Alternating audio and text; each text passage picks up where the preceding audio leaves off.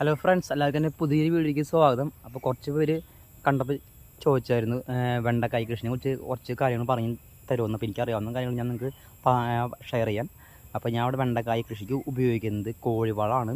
പിന്നെ കോഴിവളത്തിൻ്റെ ഒപ്പം തന്നെ നമ്മൾ കുറച്ച് ശീമക്കൊന്നയുടെ ഇല വെട്ടിയിടും. ഈ ശീമക്കൊന്നയുടെ ഇല വെട്ടിയിട്ട് തടത്തിൽ കൊടുത്തു കഴിഞ്ഞാൽ നമ്മുടെ കീടങ്ങളുടെ ശല്യം കുറയുന്നതാണ് പഴമക്കാർക്ക് പറഞ്ഞ് എനിക്ക് കിട്ടിയിട്ടുള്ളൊരു അറിവ്. അപ്പോൾ അങ്ങനെ നമ്മൾ ചെയ്ത് കൊടുക്കാറുണ്ട്. പിന്നെ നമ്മൾ മേൽവളങ്ങൾ നമ്മൾ സ്പ്രേ ചെയ്ത് കൊടുക്കും. ഏകദേശം ഒരു മാസമൊക്കെ കഴിയുമ്പോഴാണ് നമ്മൾ മേൽവളങ്ങൾ സ്പ്രേ ചെയ്ത് കൊടുക്കാറ്. അത് നമ്മൾ കൃഷിഭവനിൽ പോയി ചോദിച്ചിട്ടാണ് നമ്മൾ അത് ഏത് മരുന്നാണ് നമ്മൾ സ്പ്രേ ചെയ്യുന്നത് അത് വ്യക്തമായിട്ട് മനസ്സിലാക്കിയിട്ടാണ് നമ്മൾ ആ മേൽവളങ്ങൾ നമ്മൾ സ്പ്രേ ചെയ്ത് കൊടുക്കാറുള്ളൂ.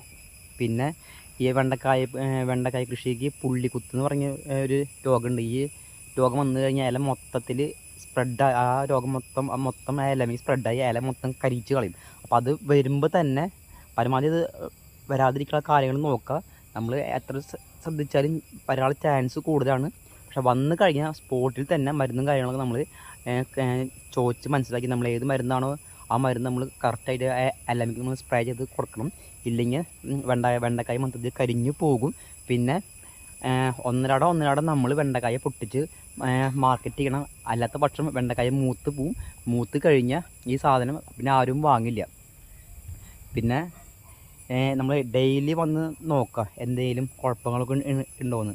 പിന്നെ ഈ വെണ്ടക്കായയുടെ മെയിൻ ഒരു പ്രശ്നം എന്ന് പറയുന്നത് ഈ ഇലച്ചുരുട്ടിപ്പുഴു വരും. ഈ ഇലച്ചുരുട്ടിപ്പുഴു വന്നു കഴിഞ്ഞാൽ ഈ സാധനം ഈ ഇലയുടെ ഉള്ളിൽ നിന്ന് ഈ സാധനം ഇല ചുരുട്ടി ഫുൾ മുട്ടയിട്ട് മൊത്തത്തിൽ പെരുകി നമ്മുടെ വെണ്ടക്കായ ചെടിയെ തന്നെ മൊത്തത്തിൽ നശിപ്പിച്ച് കളയും. അപ്പോൾ ഈ ഇലച്ചുരുട്ടിപ്പുഴും ഈ പുള്ളിക്കുത്തും വന്നു കഴിഞ്ഞാൽ പെട്ടെന്ന് തന്നെ നമ്മൾ അതിന് വേണ്ട പ്രതിരോധ മരുന്നുകൾ നമ്മൾ കൊടുത്തേ പറ്റൂ. ഇല്ല അല്ലാത്ത പക്ഷം അത് വെണ്ടക്കായ കൃഷി നശിച്ചു പോവും.